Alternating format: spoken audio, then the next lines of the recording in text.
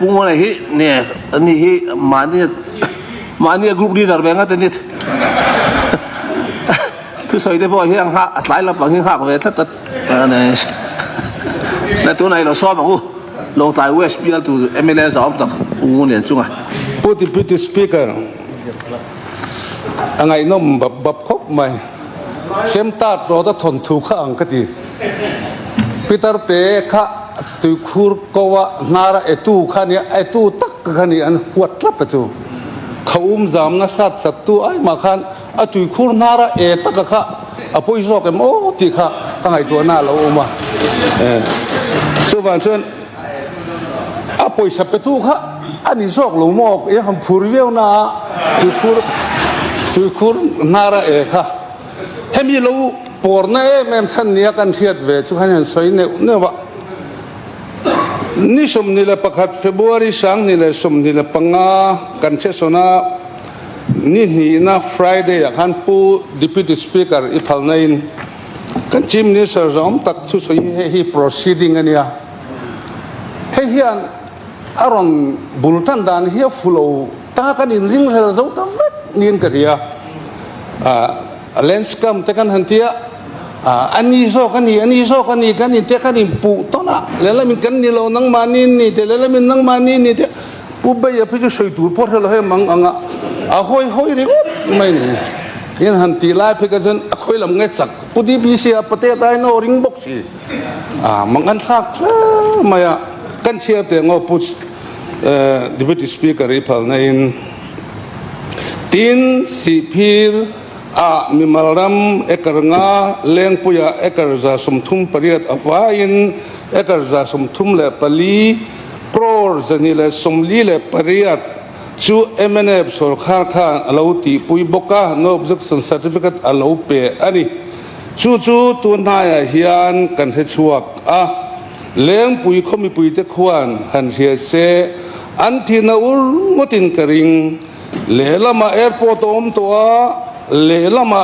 Air Force han kar che turu kha andu karing lo reng amante atam khopa mimalram crore zani le somli le pariak avalok don o puitu an ngayon ti kadil ruwa chuan atitla talom kan chief minister khan ama selom chu taka chu tunhuna hian ZPM sarkarin manmo taka poisa pek ta ka chuan kan chief minister rin dang kha zoram ni puirin dana ni tatlatani tunge hlok pui don chu ka heve lo kai chuan hlok pui nom don tlatani ti la ya kha he kan minister zom tak khan press kun hei bi chung sa hian ZPM le man press conference nei chok sik maya pui po hi pui rim hrimin ka ria chu da tak chuan MNF lamina an hun la khan ti diglo to ko zong an lo nei nge yang an pha pon ka the chuang lo ama ro chu kan soita ang khan a chemta to da thon chuangin atui khur ko nar van tang mi pui nar ek che va ek akha apoi sapetu taklai akha apoi ta ani khaka ma che khan advisor to chief minister finance in soya adiklo zia khari enga tinge khatiangang diklo article 275 1G man na sang por hello khopa sarkar ma saina local pui kha hei chu diklo akal phungani lo kaini chu kan ti theilawang kal phung thar sarkar chu hei chu kan ti ve theilawang kaini chu kan dang lambi dong kan ti toa kan dang lamangai caption abian sin kan dan te file la box silo helai mi pui tin Facebook lamate social media alog ziale mantang ai tu central lamate state lamate no mani ti te media te kan huwa kha khan mi pui thin lung hi atimang anga atunge hlok pui ta ang ti lai kha pu deputy speaker mi thin lunga arbo hi mi zoram mi pui hian azong tatlat mai ni chumi wangsun voina hian lelama chon iding lama chu te khan available chu te khan dem wa handem mem turponi lo hemi resolution an thelula hian CBI putan pek na pokar la hiat che lo poni veang resolution chu ma de a pek lu nia alo chuak ta tu na ron tlai ta de ani maya kan tirenga minnor lutuk anti ang si po kha nakina resolution nei tu pa yin kan va ya kan lung tol plan na pechola ron herem tu ra po ngai la ka chu resolution nei tu thu nei na ni aman rem matia member in rem kan tin amendment ang type khani maya kha long dita sela chu ti ro chon put deputy speaker hemi chungchanga hian thule la hi tam kho maya chen ka din sarkar in ang ma kan hiat puilo ti party office ate kan soya chu ti ro chon chief minister in lo approve le box sin and file ni som ni le paruk tharuk sang ni le som ni le panga poisa te poluda poisa long lut man mo to atia chief minister preliminary notification khani som panga thanga sang ni le som ni panga chuania poisa hi DC account a hian ni som ni le paruk tharuka alu chawa poisa long lut masa to sia lo omvet to sia te kan eng po ni se he mi thilan chu thu de khi soi ma yang u atulam lam po hian kan hiat puilo kan tia sarkari na pheve lo DC te nan lo tia kan tia a viral vaxia ma se chief minister in nisom paria da kan na lo thenga nisom ni le pakhata ka ti chuak ati le loi boxia mangan tha ka ni hela hian chon kan le lo ka file kan hen lo then ma chuan atia kan chief minister hen file a then kha July ani maseni kum heta henalan kha ka soito kha ni kum February ni somni le pakhat session ni na ni Friday ya khan kan chief minister hiat a hetai to sia ka re lo ti chanchin bumi tan an kom na atile sia chuan kha kan heta ka file tak chung kan ne na ron then kha chuda chon na lo thenga file kam hurolin he chulo ti ri su caption da bian in lo daru tong kam in katia ma se avarei lo em caption sa bian lai kha khatia ngang thil fel lo omani chon om ngai lom ri ro se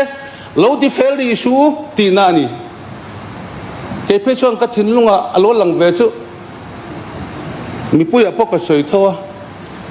tu mi falak ta akar phung hi lian de omani ti the ngai to na mi thin lunga omani chen khatin arang ka chak ro kin kai chu a poisa ni lo ti te tam si khan china he de dem hela ma tangin hei pa ti chan tur kror nga ta chan be tur kror nga ti te lo ri le boxi ri hi tamani tro pu deputy speaker chu wang chuan tuna po CBI ya chui turin kan pe a chui na tur ati na copy po ka ke ni lam po biron pe vero se tong ka mai lo de bin eng ang chin nge chui ti ran tum anh portion nge anh china hian nge landscape tak tak hioma hela ya hian hemi ram lei chung changa aram nei tu dik tak te hepus deputy speaker avane thak ka te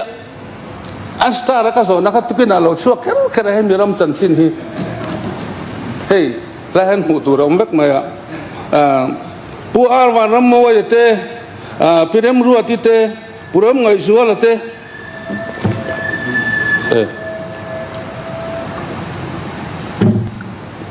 kadu pa vede to wa pulpit a po hen tu info ngai ka to ne ni hoso sát mon kan soi ta po ngai de to ta kadu bo de ta tam maro de to tu chu kha pai the me lo ni chu bang chuan heng mi te hian dong mai ni sela power of tony kha dikani amaro chu thil he lo ma na darna salu tuka youtuber ten zukalang zukoma hela henang magainin kan hello ming thak tur point signature kan pelo ti te lo ri sipei bo hi chu kan ba sipei bang hi kan bo de woni amangan thak lat sumi wang chuan helai resolution hey tin zona kan ka zo ta kan revenue minister chuan lo pu thon ga ringa la chuak lawa list thi khral ti na nge ho ti na nikuma khan Congress Partin Len Puyer Phil Sira Khian hei heta po hian om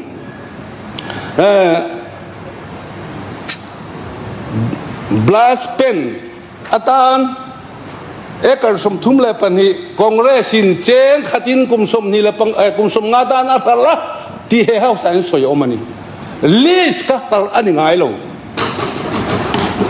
ลิสต์หัวที่ไฟเนี่ยพวกกันบุญนี่อัปุลเก็บพุ่งกันลงไงล่ะพูดที่สปีกเกอร์kay mani party ayo ve in reido impro nè party ayoครับปากเท่านี้ chứ mà sao lần chú chờ làm bài này không land lease thì đây hi hộ anh apulungin thì hi cái tuần chúng mà hen amizo trong appoint kalau hiat về na kan revenue minister trong outright source kasia kan revenue minister hian apulung ti he soi ka ne ngran kop pen ka dia apulungin halan tuma ti hian ti deu tuna hian private ram mani a mi po hi kan kaldan hi ka he chiang lo dan ang ting om private ram chu apulungin nan lei phot tu ni don lo mi chu mi nuwa chuan Indian Air Force ho ta ni chuan list an dilanga list kan da sakanga list ta chuan kum khada an ren choi tur zat po mang chu tiang ang chuan agriculture department ani mo school education ani mo biak in ani mo list ang kal sin hian tax choi de lo tle ma chu kal phung ani nga ya list ka khal angin kan han tam tlat lai de kha a fel lo ka ti a tin kan sarkar hi governor ina speech akan sarkar tha efficient government ati kan efficient tok lo mi o kati ke mani le ke na mani po hi apulungin tun trong a chuan tila congress khan ekal sum thum le pani kha airport sira son helicopter thuruk na tur khori ro kha an thala maro chu MNF sarkar khan oga sang ni le som pakua cancel ani ti kan advise to chief minister in a press conference anei aka kan chief minister kan house leader zom tak chuan an rala an cancel na po kan la helo wati ani kuma po cancel ani ti advisor in a soi kha hei heta po hian kan chief minister in thu pha choina ariat sul na kha aw machine chuman chuan tun tuma thil kan kalpuina hian pu deputy speaker thudik hi soi mai ila chú thu đi cấn soi chuan mi pui nan oi karing ai mene lam sarkar ma sai nan lo ti to ni ang ki man lo ti fel to wa kan chief minister kan house leader hi om ta lo le achua ka he lo the lo wa tu la thu hi thiam sia in nei na tu ra dim be fel vek to man lan chau kha ngai to kan lan tir mai ni ti in nei don ja na po man in dem lo chuan man nan ha la wain chu thi na sin enga nge adu ma var thu lo wa kan pompui mai ta o he mi chung chang a hian pu deputy speaker khongai takin enga po ni se tuna chuan CBI in chui turin sarkar in kan pe ti an pek na copy hi i veila ma thu di min pe ve sela ti chuan hi tuna kan resolution ang tak hian a ma lang ha ro sen ti ka chu lak to sa nia adik po ka ti ve tho mai sak takin pi prova trong takin 5G ni lawin 10G hian he thil hi chukal sela adik long chuman ro se zoram hi sia mangu hera ma hian dik na la ro se hera ma hian mi dik lo hi chuan mun chang su se he ke po kan house leaderin engani anticipatory belila ngai te media social media corruption case nei tong ve su se bin tia nimina helaya kan education minister soyang khan sunglam khiat pui hian kha thila khan ka fihli mani chu ka soingam ko han upa mingin kan ve so the do te o ka soi ve thin chu put speak deputy speaker ko han platform le political platform kan thu so hi dang lam thin lo sela zakopan tuina pakata tui lo achuak the ngai mi ati hin nun pui ve ka du chin chuti ang chuan heram kan ruena po hian adik chu ni sela dik lo chu dik lo ni mai sela thu dik lo phat kwala mi dang puwa ti hi jong achem ta ro da thon thu ka ti ke chu le kan zo thidang te o ka zo tep chuan hei document tak ka nei pu deputy speaker a resolution ne tu soitur za thi soitur kan he ka ngal tu ma se hun tlem sia kan soidu lai chu kan kharna du dan chuan eng po ni ro se voini thlen po khan kan house leader khan a main kan se lo re renga ala ti lui fan house khan adik lo a hian ni kum a hia he da document proof amalom anga hello na ti fo proceeding khan ru oh ni kum February ni sang ni le som ni le pakhat akhan proceeding a muturin o mani khata khan a he chiang lu to hlok pui tur po no maring enga nge hello ti lat thu dik khi soi sela kan house leader ni mon ni lo mo kan fai hian heram ta na heram ro rel tur pathian le mi pui zara helai mun thu kan nia thu dik isoi chi ru chu tiang chuan kalila voinia kan case te kan soi luai po hi azia in karing ani te kha deputy speaker hun bin pek bela kalom le mai kalome